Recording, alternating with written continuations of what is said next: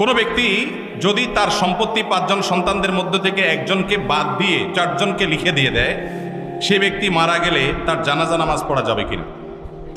ভাইরা আমার, আমাদের দেশে অনেকে এই কাজটা করেন, তেজ্যপুত্র করেন। প্রচলিত আইনে তেজ্যপুত্র কোথাও থাকতে পারে, কিন্তু ইসলামে তেজ্যপুত্র বলতে কোনো কিছু নবী করিম সাল্লাল্লাহু আলাইহি সাল্লাম পরিষ্কারভাবে নিষেধ করেছেন।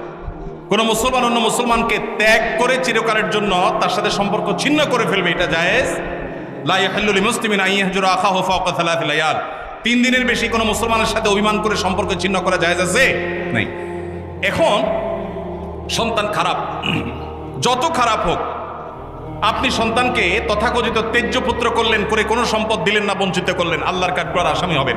আপনার ঘরে জন্মগ্রহণ করেছে, অতএব আল্লাহর কোরআনের মিরাসের আয়াতের নির্দেশের আলোকে এটা তার প্রাপ্য হক হয়ে গেছে। হ্যাঁ, সে যদি মোরতাদ হয়ে যায়, ইসলাম থেকে খারিজ হয়ে যায়, তাহলে সেটা মানে আমিনাল ইরফ, বা সে পরিত্যক্ত সম্পদ থেকে বঞ্চিত হবে।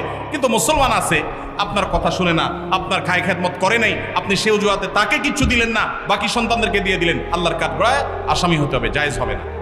এখন এটা যদি কোনো লোক করে, জীবদ্দশা দিতে চায়, তাহলে সমান হারে দিতে হবে।